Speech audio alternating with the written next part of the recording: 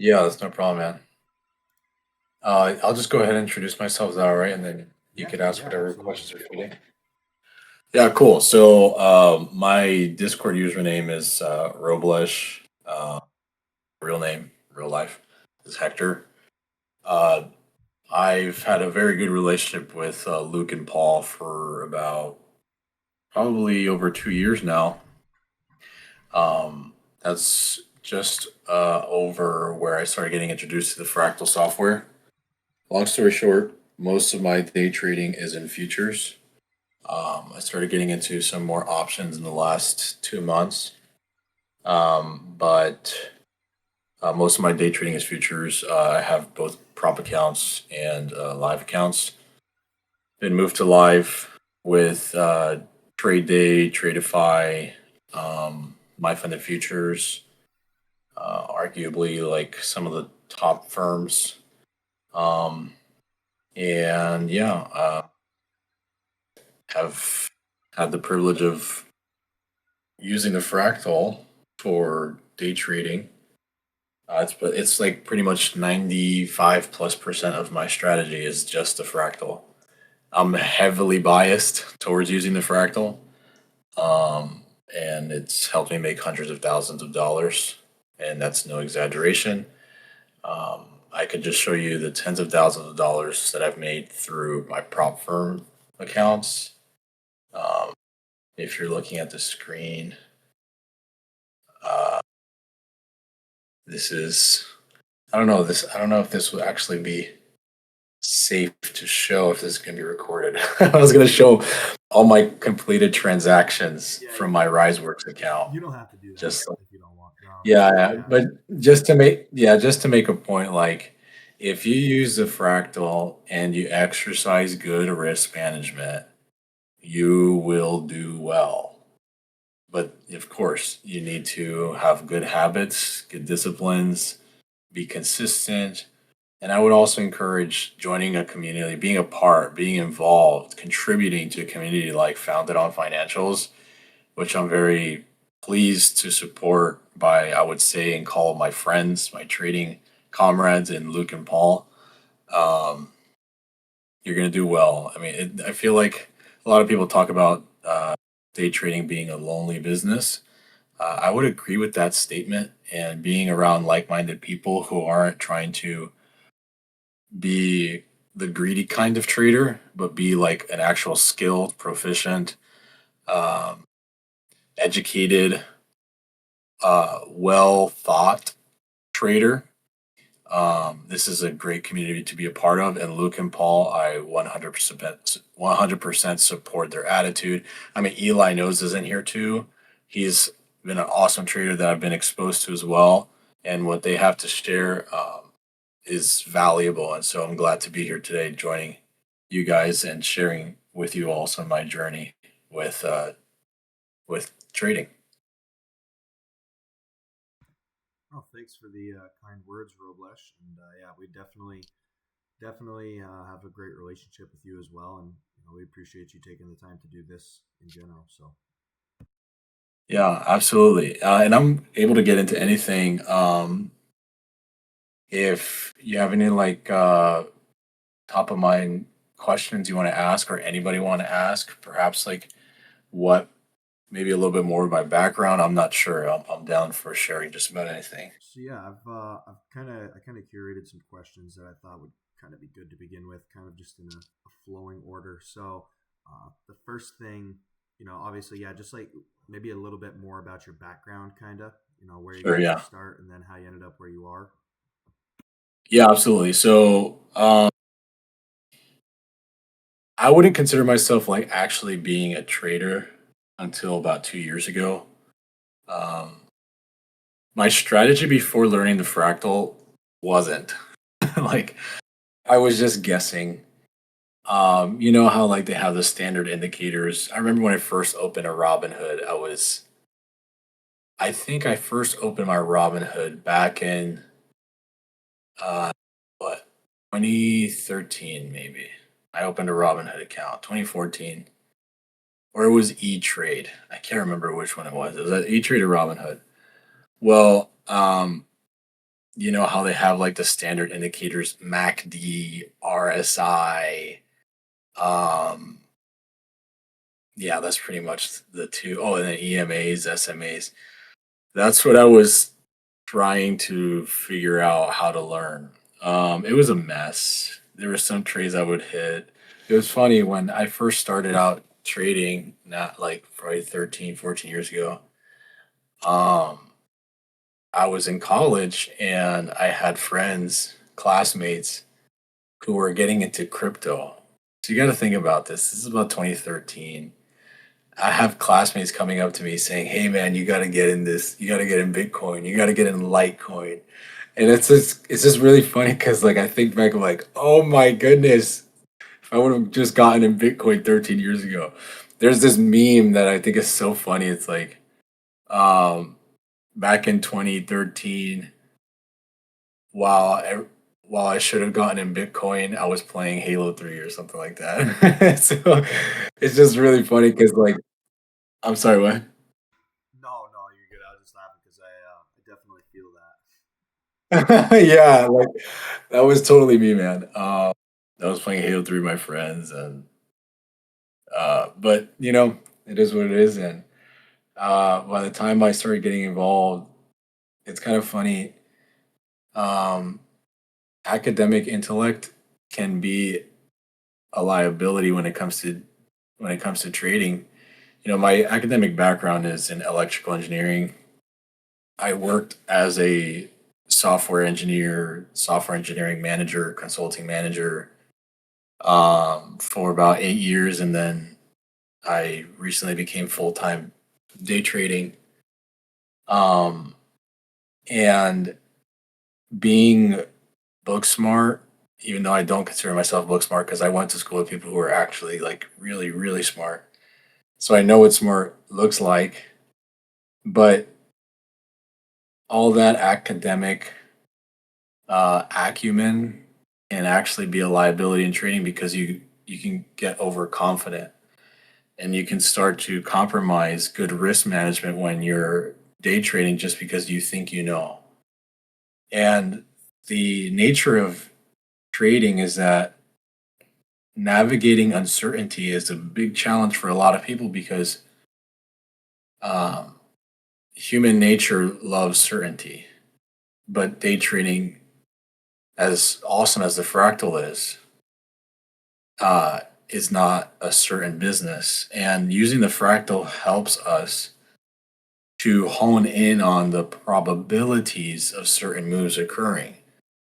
And it's always important in trading that I've discovered for myself. It's always been important for me to remember this move may not happen. The exact opposite can happen. And navigating those probabilities as a business, as a craft, as a skill, um, is, I think, a worthy adventure, but it's a difficult one. And so, if you've ventured into this business of day trading, props to you. But you've also chosen one of the hardest businesses to be in, and a community like this one, a tool like this, like the Fractal, and good risk management, I really believe can help just about anyone get a long ways in and actually make some good money long term and do well for themselves. So that's a little bit of my background professionally, and then day trading wise. I probably got my first prop account about 2.5 years ago. Started out with Top Step. Funny enough, I can't trade Top Step anymore because one of those times that I got upset about like failing an eval. This is a long time ago now. I charged back all those. This is so funny. I charged back all those transactions and then they banned me. But you know, there's a lot of good prop firms to choose from, and I've traded with a ton of them. And some I do personally prefer more than others, just because they like their rule sets and their policies and their customer service. But there's a great opportunity. I think prop firms definitely help people to start out with day trading futures. Um, and I think it is the goal if somebody wants to professionally do this long term. to build their own live personal cash accounts and then trade with that just because it mitigates the risk of having a middleman through a prop firm, and it's better tax benefits overall to have your own live account. Overall, though, it's best to get those reps in with prop firms. Somebody put it this way, and I think it was a pretty good illustration. They said prop firms allow day traders to start out. They put it this way: trading with props is like going to a carnival and like trying to throw the ball through like a hole, like those little carnival games. Sometimes they're really hard, sometimes they're even rigged, but you can still win a prize. He said prop firms are like that. They're the rules. There's rules in there. Sometimes they're a little bit rigged towards in favor of the carnival, but you can still win a prize. But you couldn't be good at a carnival game and be good at throwing a 95-mile-per-hour ball off of a mound on a baseball field. Like you might be good at the carnival game, but it doesn't mean it translates over to like the professional arena. And it was a good illustration, in my opinion, on the difference between trading prop firms and then trading your own personal live account. Where trading your own personal live account is like being in that professional arena. But trading prop firms, like you could learn how to throw, you can learn how to aim at a carnival. But I do believe it's the big leagues in a sense to trade your own personal live account. And I'm not even saying trade a live account with prop firms. I think still that is a little bit gimmicky. I've done it because I've had no option when they moved me to live, but I think overall it's best to manage your own capital without a middleman outside of the broker that you work with. So it's a little bit of my background academically and some of my thoughts on prop firms. So that actually, I think, segues really well into one of the questions, which was, so what helped you find the most success in prop firm trading environments specifically, and then trading environments in general? Because obviously, prop firms have become kind of, a mainstay in the trading realm, especially in Yeah. discourse. So, like, what helped you out the most in that? Yeah, so there's a mitigation of risk when it comes to trading with prop firms. For example, um, no matter what any prop firm tells you, anytime you see something like 50K account, 100K account, 25K account, 150K account, it's not really 25, 50, 100, 150. It's whatever the drawdown is. So like for example, nowadays as of April 2026, the price for like 25Ks for like the major prop firms, it's probably about like $80. And $80 gives you about $1,000 worth of drawdown. No matter what they tell you, if it's a 25K, that's not true. That's a marketing play. But the 25K gives you $1,000 of drawdown. So it's like you're paying $80 for $1,000 of drawdown, which is amazing leverage when you think about it. What is that, like 25% leverage, 25x leverage? Um, Now, of course, there's stipulations. You got 25x leverage, but you have to follow their rules in order to pass the account and then get paid out through that passed account. So I do think there's a great advantage there that helped me to learn, number one, on a business level, the power of leverage, but then number two, the power of opportunity. Because it's like if I were to put up the $1,000 myself, and I lose that $1,000, I lost $1,000. But if I put up $80, I get access to $1,000. Sure, there's somebody else's rules, but that's why you go and shop around for which prop firms have good, friendly rules. But that leverage just granted me an opportunity to try to learn. Obviously, there's paper trading platforms. You could use paper trading. I think on TradingView. Um, there's Ninja Trader also gives you a simulated account that you can play around with. Um, so there's opportunities to like practice, but you're not going to be able to make money from a paper trading. I think you could develop a skill for sure, but um, when there's actual money on the line, whether it's through a prop firm or a personal live account, I think gives you the opportunity to not just manage the skill element of trading, the analytical sense, but also the psychological sense. It's important to be able to exercise both facets of day trading and trading in general. It's the analytical sense, which is like, you go into the fractal trying to find out what setups there might be, but then also the psychological sense of like, oh, I have $1,000 of drawdown. Yes, I risk $80, but like I have $1,000 here that could actually help me to make 500, um, withdraw 500 through a payout or whatever. So, um, ultimately, to your question, Luke, prop firms gave me the opportunity to practice a skill on a lower risk that ultimately helped me to get the reps in to become a better futures trader. And so, what helped you navigate those parameters that they set necessarily? Like this kind of gets into that position sizing kind of thing a little bit, as well as obviously it plays into the mental aspect of it because you have to be much stronger on it.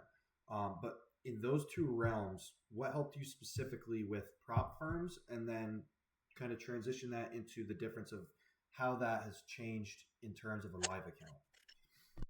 Yeah, absolutely. So, um, trading with prop firms is a math game. And then by that, I mean, you have to make sure like you understand some prop accounts are really bad return of investment.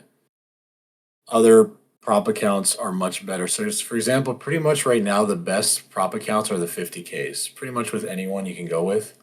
The 50Ks in terms of like how much it costs to what you can get paid out, are the best ones. That's pretty much the case all across the board. But what it helped me to do was understand how to abide by rules. So obviously, when you buy a prop account, there are rules in that evaluation. But just having the concept of rules enforced in my day trading process helped me to understand the importance of boundaries in my trading and in my psychology, which is important to translate over to when you're managing your own personal live account. It's important to have boundaries. And by boundaries, I'm talking about things that prevent you from over trading, revenge trading, um, taking bad setups, over leveraging. The concept of boundaries, of course, with props is that ultimately it favors the prop firm. But the concept in general of those boundaries, like, is something that you can translate over to just managing your own account. That was a huge thing when I was trading props. It's just like being comfortable with having constraints. It helped me to learn what constraints I wanted for myself when I started trading my own accounts. So that was a big one, even though it's unfavorable sometimes when it comes to props. In general, it's good to have rules and a system in place to help you make money on your own.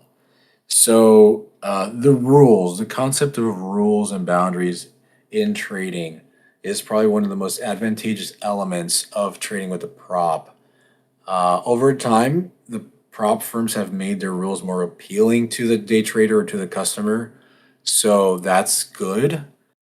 But it translated over to me managing my own trading. That's definitely helped a ton.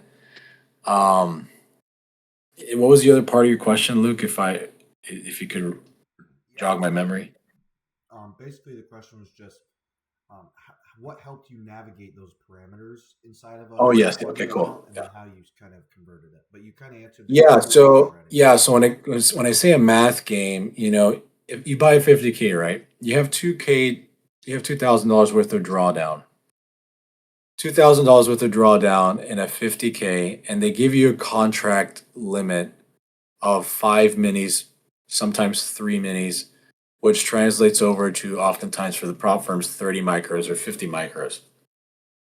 On occasion, some are just 1-to-1, so it's like 1 mini per 1 micro, so it's only 5 micros or 5 minis total, depending on who you're going with. Long story short, if you're trading 5 minis NQ on an account where you only have $2,000 able to risk, you're talking about being in a trade where you can only have 20 points worth of drawdown.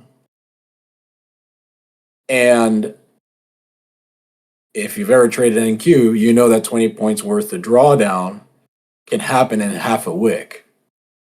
So trading 5 minis just because you can doesn't mean you should. And this is a huge part of trading that I had to learn. Just because you can do something doesn't mean you should. This is part of just human development. Like, you can't just do whatever we can do.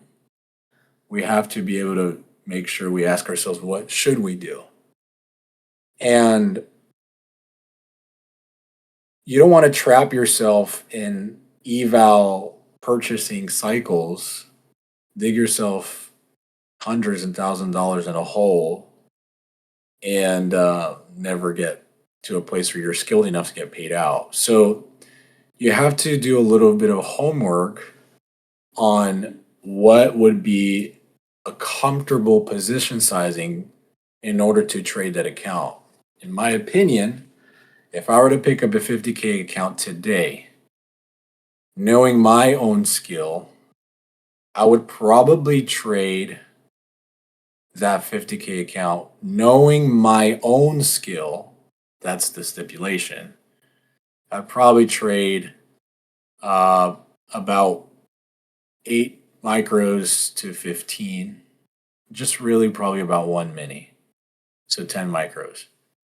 Now, for somebody else that may not have as much comfortability in their own proficiency, I would suggest, of course, not financial advice, but I would suggest that there's a good opportunity to trade something more like 3 to 5 micros.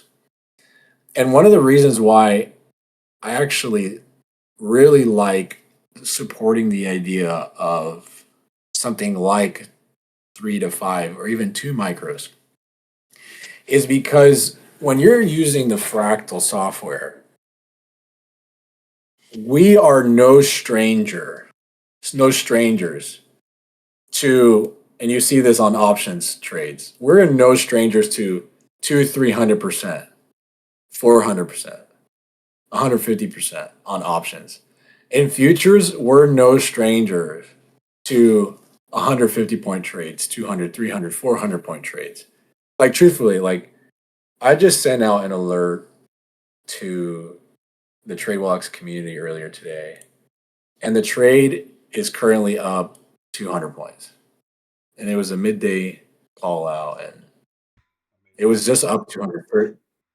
I'm sorry, what? Said that amazing. That's great. Like that's awesome. Yeah, and we're no strangers to that. I mean, you see Luke's post here. You see Eli Knows's post. Like, they're throwing out options trades that go, like, in a day, in an afternoon, they're up 60% on one options trade. Like, it's very, very normal. Now, this is please understand, this is not the norm in the retail trading world. This is far from the norm. But because of that normalcy that we have access to through fractal analysis, you don't have to size up if you want to make a good amount of money. So, like, you can trade 1, 2 micros, catch a 200 point, 150 point trade on 1 micro is $300. You're now 10% of your way to passing an eval, which most 50K account evals are $3,000 profit target. And you got to think about that. You like, yeah, sure, you would have to catch a 150-point trade 10 days in a row. Yes, understandable. Okay, sure, fine. But you typically have about a month to pass the eval anyway. And even then, if you did two micros and then you just doubled your win, which is about 600 bucks, you really only need five trades. If you have a 50% win ratio, which I don't really care about win rate or win rate, not win ratio, which we could talk about that in a moment. But long story short, the math works out that you can pass an evaluation in 2 weeks with minimal risk. Let's say you're in two micros, right? This is just a math game. So you got to be a little bit comfortable with doing some math if you're going to day trade because there's money involved. Um, Two micros. Listen, you put a 30-point stop on two micros. Two micros on NQ is $4 a tick, $4 a point. $4 times 30 is $120. You're risking $120. This means you can mess up, or not mess up, but you can lose that trade. What is it? 14 times? No. 10, 13, 14, maybe about 14 and a half times, 15 times. You can basically try 15 different setups plus, and until you blow up your account. Like, really, with the Fractal software, like missing a trade or losing a trade 15 trades in a row, if you're truly waiting for a setup, missing 15 trades in a row is extremely rare, in my opinion, if you're truly waiting for your setup. So the math actually works for you if you just exercise restraint. Um, so when it comes to position sizing, it taught me the importance of just doing a little bit of math goes a long way with day trading. So I had to learn how to position, how to um, change my size according to my account, um, because it kept me accountable. Just stay alive long enough until that big trade hit. And most of the times, like, that's one of the biggest issues people have. They don't stay alive long enough with the money they have to hit that big trade. Of course, I think we would all agree we would love every trade to be the big trade that hits, and that's just not true. It's just not going to happen. Some trades, on options that give you 20, 30%. Other trades give you 2,000%. Futures, some trades give you 80 points on NQ. Sometimes they give you 600 points. And, we've seen it all. But um, but we can't control what the market gives us. But we can control how long we stay alive by controlling our sizing. I'm really big on controlling your sizing so that you get enough tries, enough attempts, enough setups to cover the losses for anything that you weren't able to get along the way. So if this segues into win rate, yeah, like overall, I checked about 3 months ago because somebody asked me, and because I never look at it, but my win rate about 3 months ago was about a 52% or 51.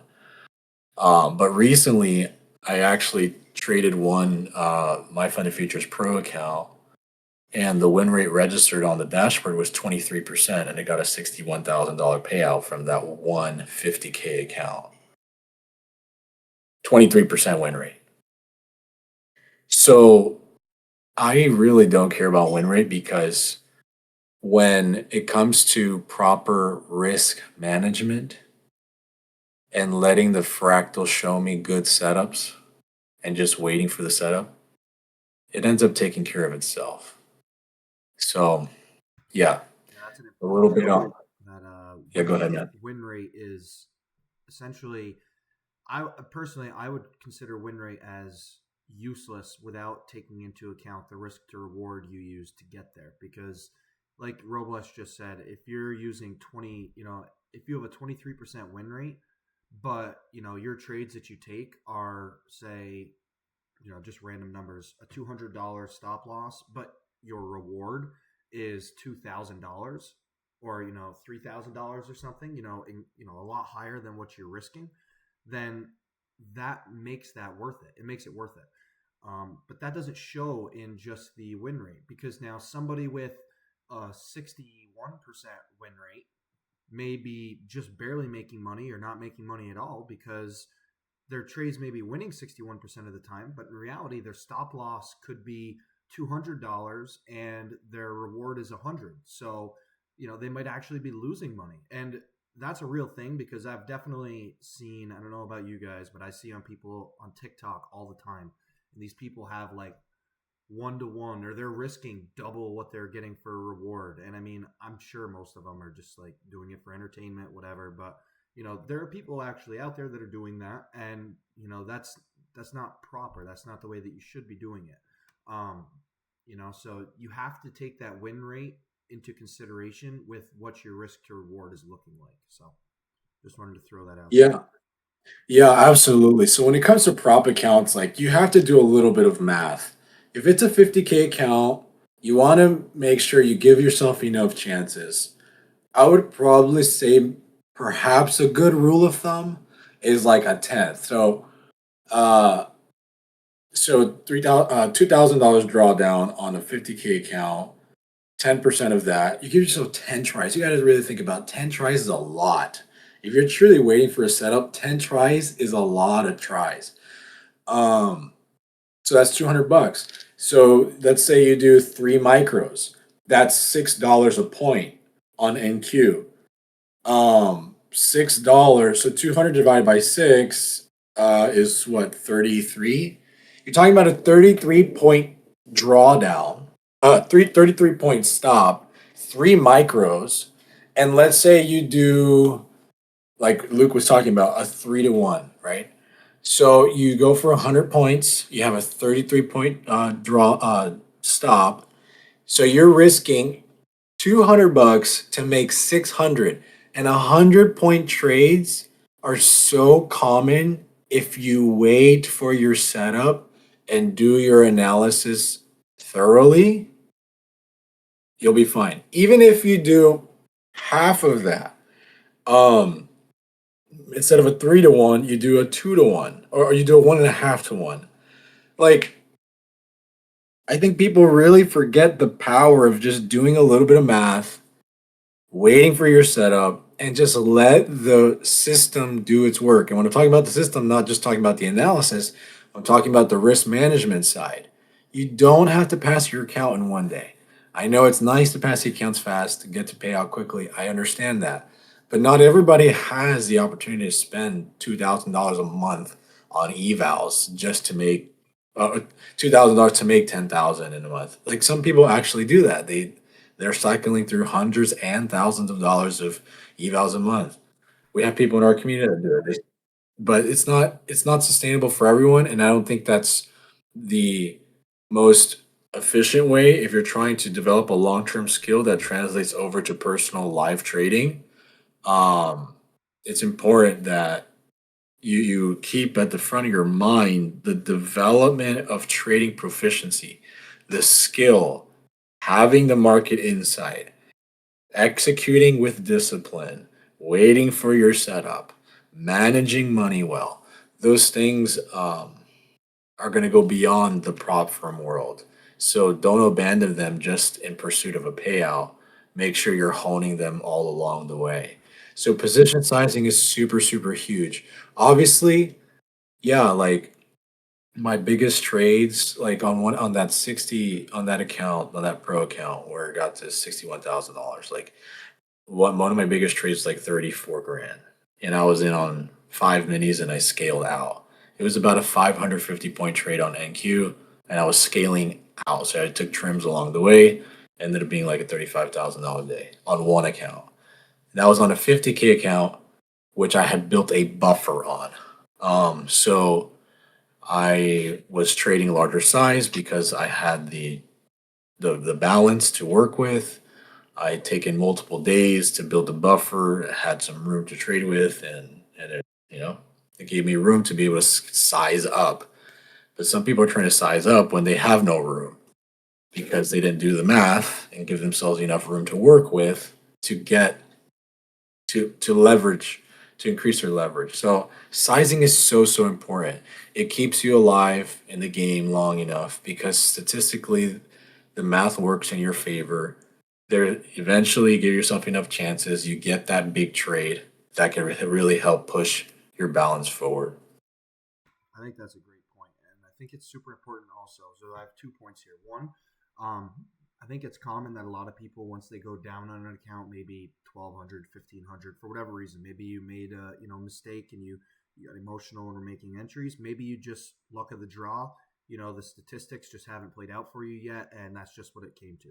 Regardless, I think a lot of people when they get to that point view it as, oh, the account's almost gone, so let me just throw in 3 to 5 minis and I'm either going to blow the account and I'll buy a new one, or I'll make all my money back. In reality, you should be doing the complete opposite. You should be going from, oh, I'm going to be going from 1 or 2 minis that I was trading to 3 to 5 minis. You should be going, okay, I'm going to take a step back. Let me go down to micros. Let me be trading like 3 to 8 micros and build this account back, because it's not a lost cause. Like, it just means you have to be much more careful in what you're doing, and you just have to, you can't view it that opposite way. You have to start like, okay, I just need to lower my risk until I give myself that buffer. Then once you get that buffer back, then you can increase your size a little bit. Then once you build that up, then you can increase it again, and you can slowly start to increase it. Because if you think about it, it's the same thing as trading on just a bigger prop firm. Like, for example, if you brought a 50K account to 100K, well, now you can trade that 100K like a 100K, and you can, if you've been effectively using, sizing for 50Ks, you can just double that size and keep the exact same risk parameters. Like if you're using one contract and you were super successful, then make it 2 contracts when you hit 100K. And you don't have to wait for 100K, but I'm just saying that that's, effectively how you can do it. And then two, in terms of the actual numbers for the running the scenarios in terms of like win rate and the loss and the average win. There is actually, you can do that in the system. You can run a Monte Carlo game theory, and you can kind of put your own parameters in for like win rate, average loss, what your starting account size is, how many times you want to run it over, and you can kind of see what that account would look like or how that strategy would play out. And that's something we can look at another time as well. So Roblesh, did you have anything else you wanted to say on that topic before we switch the topic here? No, yeah, and the Monte Carlo simulation in the system is actually really cool. I haven't used it enough, but I think it's really cool that you brought it up. But it really comes down to just being a math game, and obviously our emotions are not mathematical. Emotions are they're a part of our human nature and not something to be numerically measured. Yeah, and while you were Um, talking about this, I just not to cut you off, but just to slide you yeah, into good. that direction too, because you're on it right now. If you want to go over kind of like what helped you get over that mental aspect of it, like over trading, maybe jumping into random trades, impulsively entering, chasing. If you want to get into that too while you're talking on emotions, that'd be great. Yeah, man, no problem. So, as much as we would want to think that we are robots, we're not. Um, there is a part of us that when a trade goes on, 200-300 points on IQ, it's like nice, that's awesome. I my goal is not to become robotic in trading. My goal is to be disciplined, and there's a difference between being robotic and being disciplined. Like being disciplined is doing what you should be doing when you don't feel like doing it. Being robotic is not feeling. And telling yourself to not feel, it sounds good, but it's just not practical. It's not how it's not how our human nature actually works. It's, in my opinion, strong opinion, it's better to be disciplined than it is to be robotic. Because when you're disciplined, you're still choosing to do the right thing when you don't feel like doing it. And there's just some days you're feeling off. And it's okay to acknowledge those days where you're feeling off as long as you continue to stay consistent with your disciplines. And so, owning that process is really important. So, one of the things that helped me, well, several of the things that helped me to become less emotionally driven. It's not that I became less emotional, I just became less emotionally driven. Is number one, this saying that's I think is really helpful is let the market come to you. Let the market come to you. Um, the fractal helps us to identify very good setups, but we can't force those setups to happen. We have to let those setups play out. And sometimes those setups playing out takes 30 minutes, takes 2 hours, both on the entry and on the take profit. And so, if we're not willing to let the market perform its cycles and do what it wants to do until it reaches our setup, we're going to constantly be in a position where we're trying to chase money. And as fast as it might come in, it could very well go out. So, waiting for your setup is one of the things that helped me not be emotionally driven. Now, sometimes people wonder, what can I do while I'm waiting? I don't know, watch a YouTube video about, like today, when I was waiting for a setup to play out, that 200 points, which is actually, I'm still in that trade right now, actually. I took trims. Um, one of the things that I did was I watched a chess match on YouTube. Um, there's the number one chess player in the world. His name is Magnus Carlsen, and he was playing against somebody who had all his pieces were queens. And so, I find that stuff funny and interesting. So I watched it. The other day, I was same thing. I was waiting for a setup to play out. So I pulled up a YouTube video on jujitsu. I just recently picked up jujitsu and started looking up videos about jujitsu. And I was just sitting there watching the videos. Other times, my dog is sitting next to me, and I'll just play with him a little bit. We play a little tug or whatever. Um, Sometimes I'm just getting around to support tickets from the community, right? So I just keep myself busy. Because the thing is, what you don't want to do is get bored to where you're just clicking buttons without purpose. You're clicking buy or sell, and there's no setup. There's no high probability, high reward setup or good reward setup. So, um, keeping myself busy and then and letting the market come to me is probably one really big thing to help me be not so emotionally driven. Another thing was not viewing the accounts or the trading. Like I am a full time trader, but I still have to make sure I don't put on myself this undue pressure of like, if this trade doesn't work, I'm gonna be homeless. So that goes back to the whole position sizing thing because like I actually partition my accounts, meaning I don't put all my money in one account and trade that one account. Um, but there's things that you can do to prevent yourself from like blowing up everything in one day. So again, so I would probably say again, number one, waiting for the market to come to me, and then number two is don't put all your risk on the table at one time. Uh, I'm such a strong believer in position sizing being one of the main things that keeps traders in a good position for long term profitability. And it keeps your emotions from negatively overly affecting your trading position sizing. So like, just size down. At the end of the day, like just reduce having your size is not going to kill you. Um, Eventually you can develop different exercises to help you size up, but you have to get the reps in.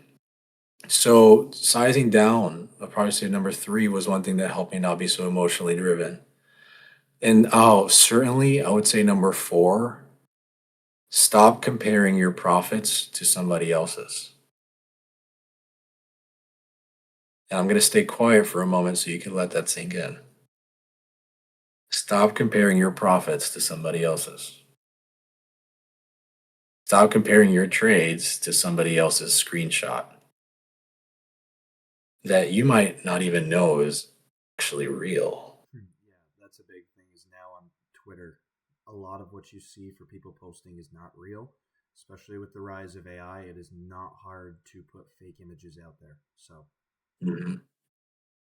Yeah, so like unfortunately, so many people live on social media for a large part of their day that it's like it's super damaging.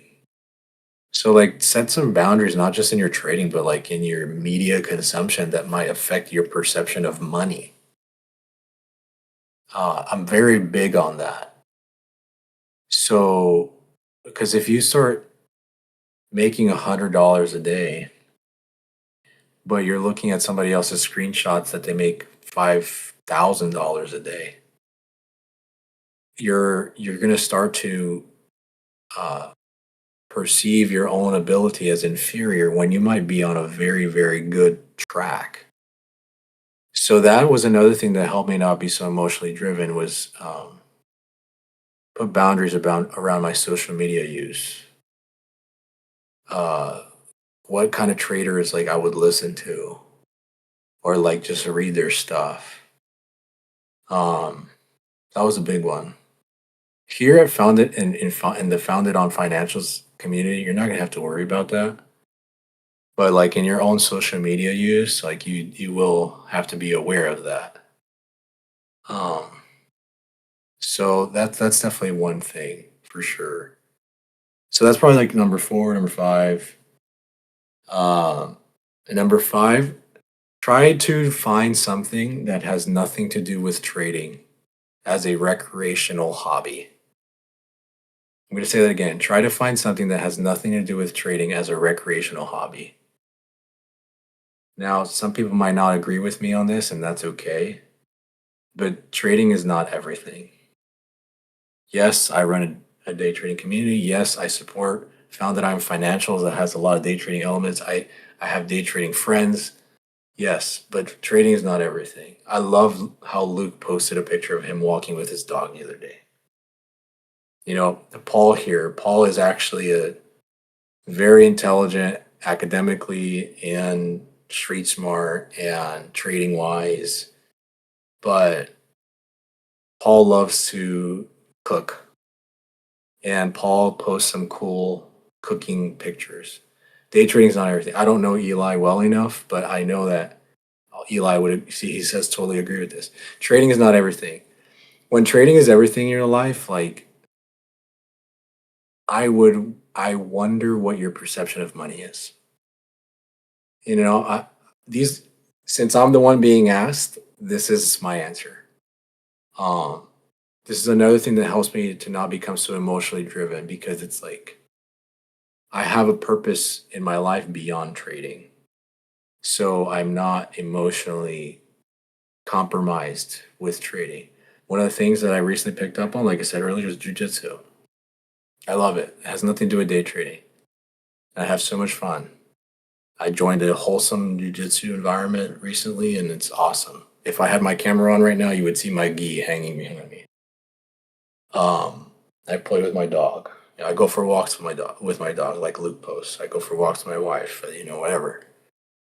Um, so those are some of the key things that help me not become so emotionally driven with trading. Yeah, definitely. Like those kind of things can kind of reset you. Like I know for me, uh, especially now that where I live, we've been getting the warmer weather. Just taking like a half hour, 45 minutes to just go on a walk with the dog is, listen to some music while you're walking. Like it's just such a good time for you to completely reset, everything. Just step away from whatever stress you might be facing, whether that be trading or something else in your life, and just enjoy. I find myself like walking and just enjoying the sun, like the blue sky, and just thinking to myself, like, what a great life this is. Like, even if I'm not right where I want to be, like the fact that I'm here on this earth living, and, I may not have everything that I want to accomplish yet in life, even though that's fine because there's a lot of time left. Um, just to be thankful for everything that I do have in that moment, even if I'm not where I want to be yet. So gratitude is definitely something big, and that will help you in trading. Yeah, absolutely. Because I love what Luke says. Just being grateful, going outside, gratitude. Um, I do. I'm a big believer personally in prayer and meditation. And I do think that gratitude, exercising gratitude, is a big part of that. And you go outside, you go for a walk. Like when you're grateful for the small things, then you go and you make $100 in trading while you see whatever somebody else might post 3,000. Like you see $100 and you're grateful. Because at the end of the day, like the markets are so volatile. Like we're playing a game of probabilities when you're trading. And at the end of the day, just because I have a setup that's 90%, right? High probability, we like to call it. At the end of the day, that moment where the 90% did work, it could have been the 10% that didn't work. And so regularly exercising gratitude, just like Luke says, helps you be grateful for the 90% moment that does happen when you're in that trade and you make some money. And this is a huge part. I'm so glad you mentioned that, Luke. Just being grateful, um, because it helps us to appreciate the gains that we do have. Recently when I went full time day trading futures and options, um, I I actually developed a more respect for money because not only am I managing my own business like full time with this, but it helped me to appreciate the wins that I had more. Partly, probably because it's my main source of income, but it could cause us to not become grateful for it when we have other things going on. So, exercising that gratitude is huge. I'm so glad you brought that up, Luke. And to Eli's question here, has trading brought you more freedom? Um, Interestingly enough, I would probably say no. Um, I would say gratitude did.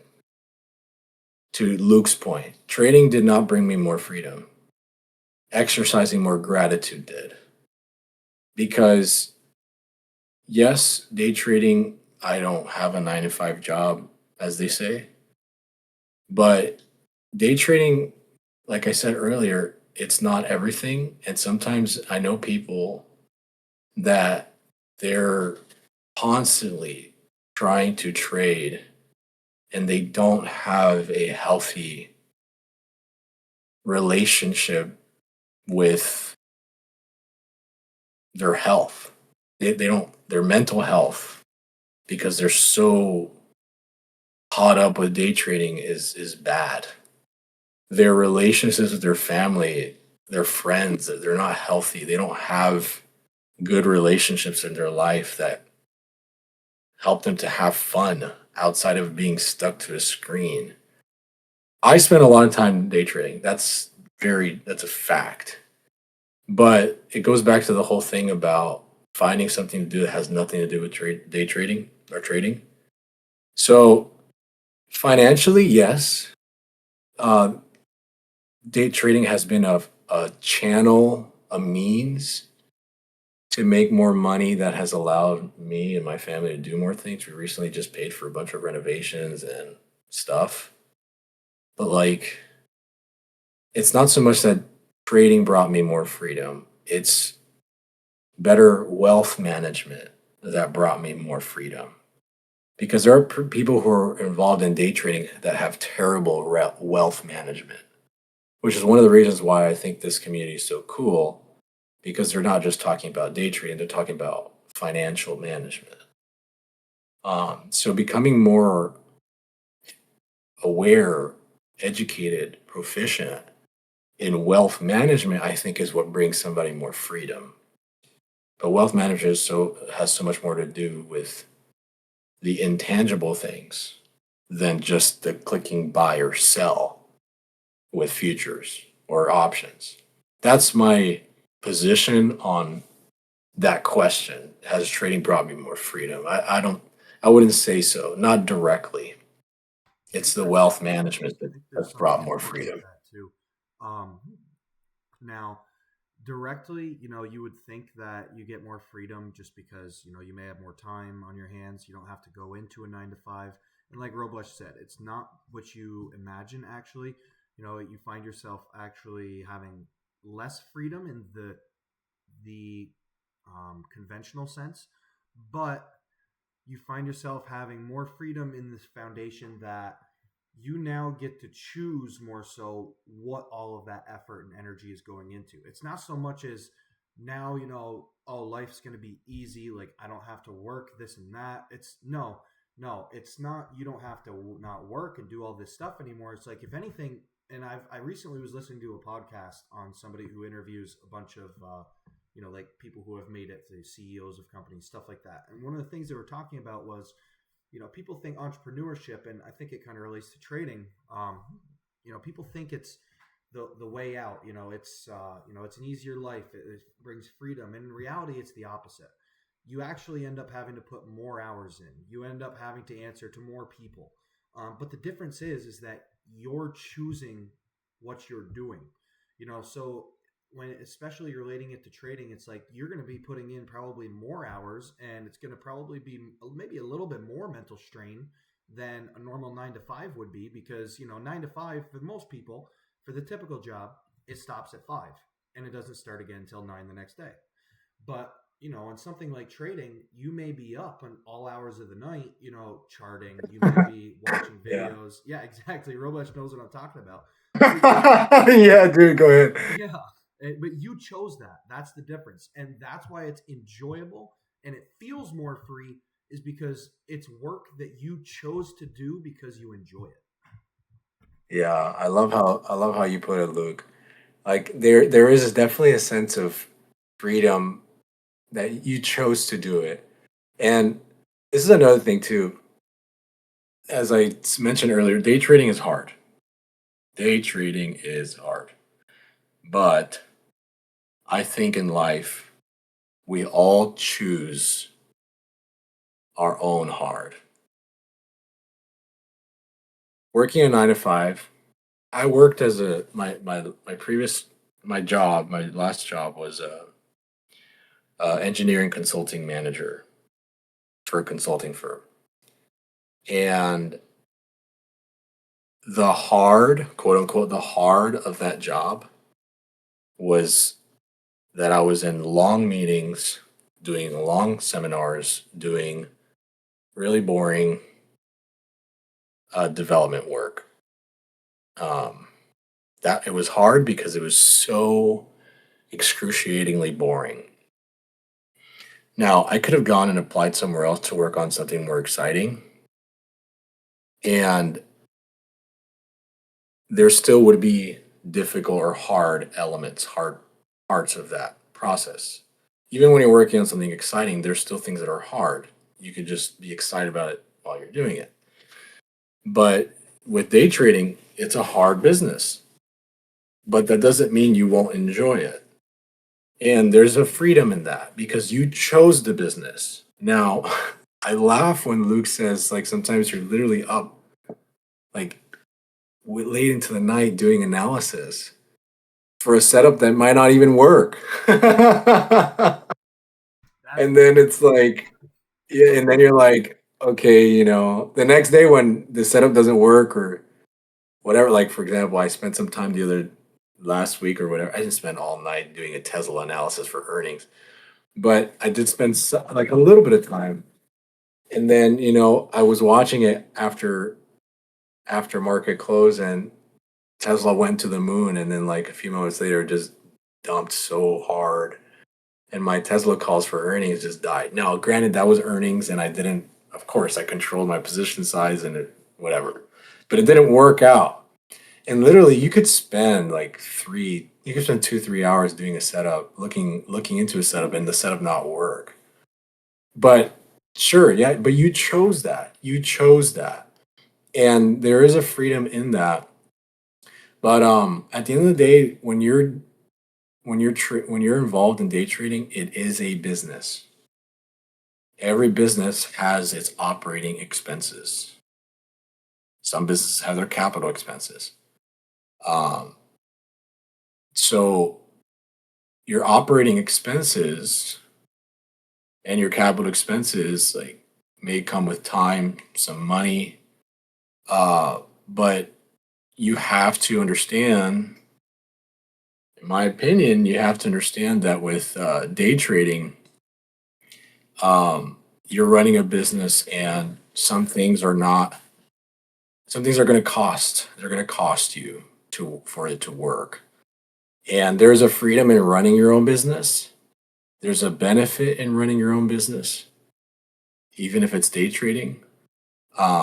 But then there's also a not greater, but there's a very still strong sense of responsibility because it's your business and you have to give an account to yourself for how you operate that business. That's yeah.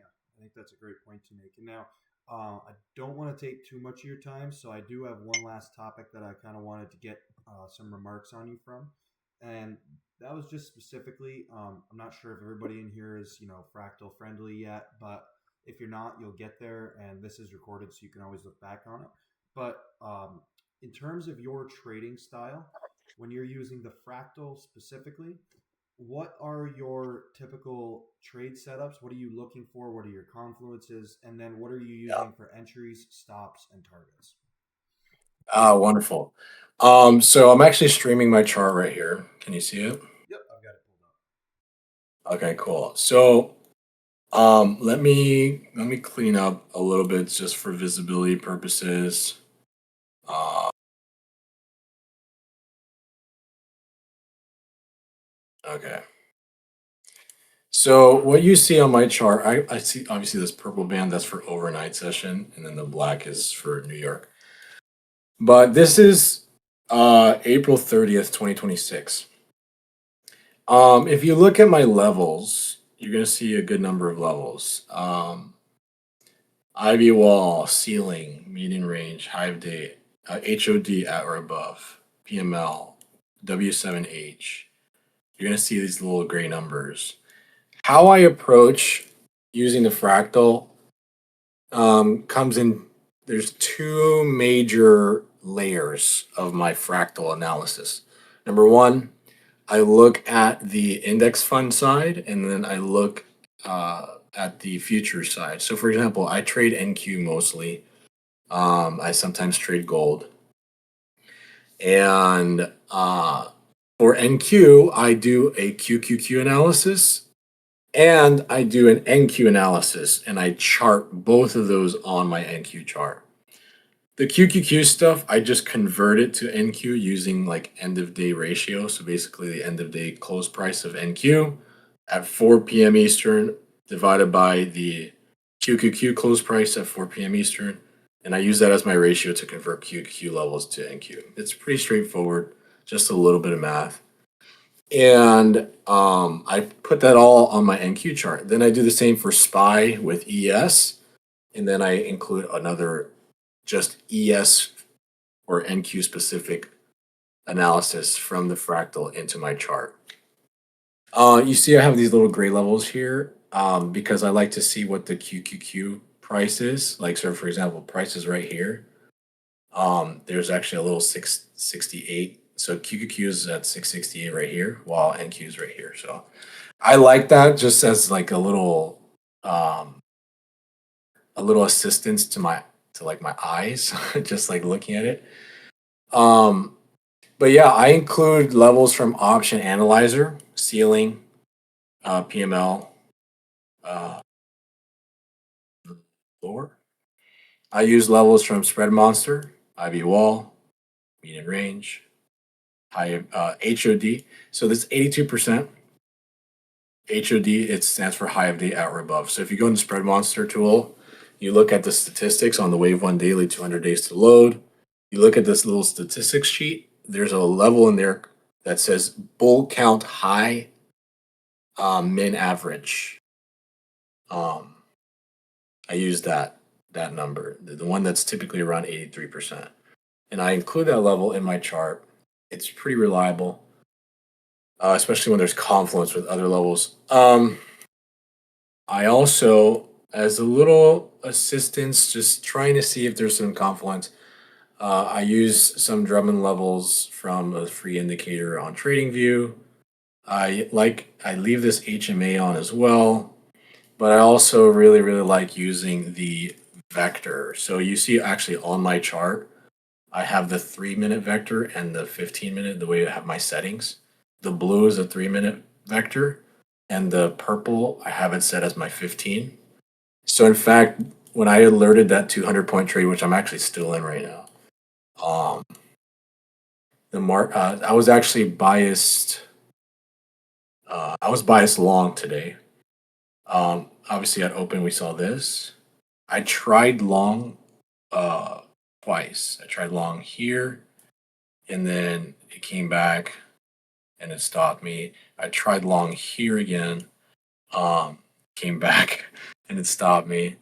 And then I saw this happen. I waited and I debated if I wanted to get in the long here, but I waited because I saw this 15-minute vector. I was like, I'm not convinced. I waited a little bit longer. Then I saw this 3-minute vector revise up as price started coming back down. I alerted this trade actually, and um, this is how the trade performed. So yeah, so you know, Perfect example of I those numbers. You took you had two losing trades and one winning, and that one winning made up for both the losses and then some. exactly, man. So you can literally see that, like, 33% win so rate right now. yeah, exactly. So I took the 3-minute vector test. I also like using these little. I do the even numbers. There's no deep theory behind the even numbers. I just this is how I did it on my chart. But I did a 3-minute vector tabletop. We call it. It's a textbook tabletop setup. Um, the 3-minute price had done the side exit. You know how we say it. Tabletop on the 15-minute. Um, and then tabletop on the 3-minute right into this high of day level. And obviously you could see it was pretty great. I think this also actually aligned closely with this 5-minute HMA and the 10-minute HMA. So that was that setup. I chart a lot of things. I also do weekly levels. Uh, I OS is open states. I include a lot of information in my charts that sometimes people think is a little bit too much or it's too confusing. But the reason why I include the levels that I do is because I put my levels in one of two buckets. Um, the level is either actionable or it's contextual, meaning the level is there to help me understand how to read the market for the day, or the level is there for me to take a trade off of it. Um, and based off how the market moves, I start to judge whether or not that level is actionable or if it's just contextual. So in the case of like IV walls, most days for me, IV walls are more of a contextual level. They're just letting me know what market makers have priced in for the day. Um, something like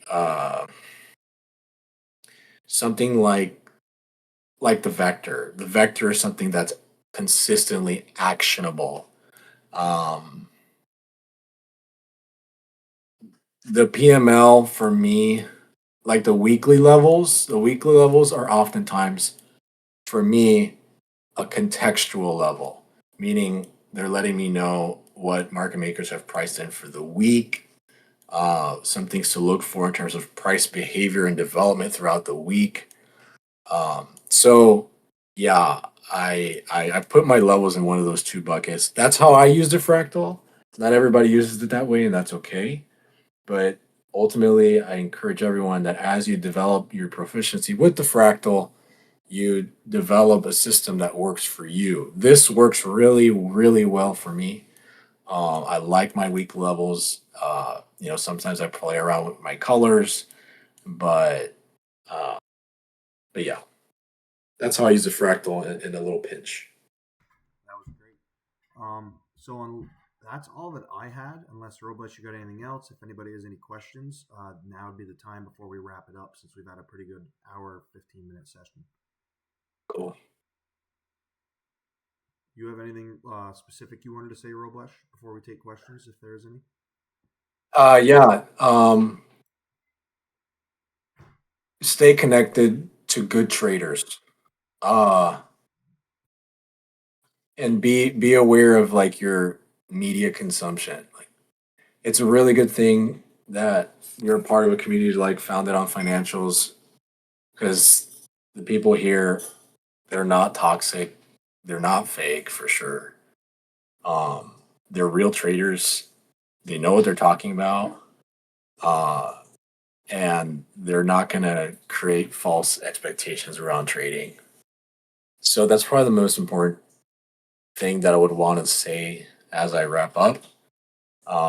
Make sure you just continuously protect having good trading environment and vocabulary in your life.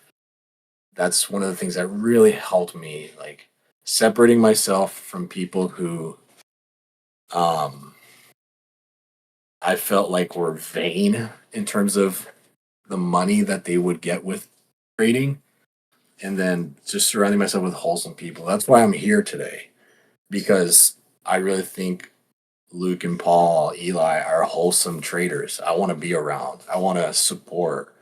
I want to ping ideas off of them. I want to see what they see. I want to share with them what I see.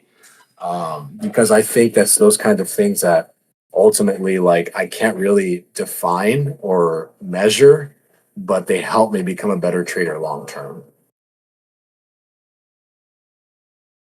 Yeah, that was great. So, if anybody has any questions for Roblesh, now would be the time to ask. So, if not, no worries. He is kind of in the community here and there, so he's always there to pop up if you do have any questions outside of this. But if you have any questions, you can either speak up now or just type it in the chat, the member lounge chat. Give it a minute to see if anybody has anything. Ferv asked here, how do I add even numbers in TradingView? I did it the old-fashioned way. I did the drawings and I copied and pasted them and I manually dragged them. If you look at my chart, it's kind of funny. If you just look at my QQQ levels, I did this and I grouped them all together in a drawings folder. I'm sure there's an indicator that helps you do this so much better. But I have 690 all the way to 516. Blinky. That might be something you could do. Yeah, yeah, Blinky's usually pretty good with that stuff like that. yeah. It was So done. I shared it with yeah, Roblesh. that's right. That's Yeah. right. That's Oh, okay, right. yeah. Yeah. I get I right just can't. on that stuff. Yeah. No, you're right. I just can't get myself to delete that group drawing. Sorry, I'm just so used to it. Okay. You're forgiven. Yeah, yeah, yeah. Um, for two vectors, I have mine set up where the blue one is whatever time frame I have selected, and then the purple one is always the 15-minute. That's how I have mine set up. But you could add actually the vector multiple times into the chart to see multiple time frames in one view. I know people who do that. They have the 1, the 3, the 5, the 15, the hour, and the 4 hour all on the same chart. And then Uncommon Sense asked, "Do you trade from TradingView?" No, I do not trade from TradingView. I think TradingView gives the most awful fills ever, For real. and it's super laggy. Um, I think the user interface for TradingView is horrendous. Even though it looks nice with the chart, I think the actual under the hood, I care about my fills. I care about my actual like trade execution experience. And for me, TradingView doesn't do it. Yeah. Yeah. I think TradingView does a cool charting stuff, but for trading, no. That's my opinion. So what do you trade on? Tradeovate and NinjaTrader. Okay, trade. Well, I've got to head out here in 4 minutes, so if anybody has any questions in the next 4 minutes, speak now or forever hold your peace. It's been a good time. It Appreciate has been. this It a has been lot. awesome. Yeah, it's been great listening to you, Roblesh, and kind of go over everything that you look at, and what's helped you. And it's been really helpful. I mean, even for me, I love to hear that, and I'm sure it's been helpful for a lot of these guys too. Yeah, cool. Good, good, good. Thank you, Luke, and thank you, Roblesh. This was inspirational. Good. I'm glad. All right, so this Yeah, is thank you Awesome. guys. Super grateful to have both of you guys teaching us not only how to trade, but how good ways to go about it and good, just good strategies overall, mindset, analysis, everything. yeah, because those are things that are Cool. going to play into every aspect of your life. Um, Yeah. and again, guys, like Roblesh kind of mentioned it, this is huge because this is like 50% of what this Discord is meant to be is for trading, but the other half of that is meant to go into like actually understanding finances for things that everyday individuals should know. Like they don't necessarily teach you. At least they didn't in my high school. They didn't teach you how to cash a check. They didn't tell you, what investing was. They didn't teach you what basic things like dollar cost averaging or ETFs were. Like I had no idea what QQQ was. Yeah, and I so wish I did. I wish I knew what Bitcoin was and QQ was. yeah, exactly. So that's kind of the goal here. I've kind of compared it before to like that half of it being partially like the basics you need to know, and then also going into like the important stuff in like a finance business degree without actually having to get a degree and having to take all these stupid gen ed classes. But yeah, exactly. So if nobody has any other questions, then I'm going to stop the recording and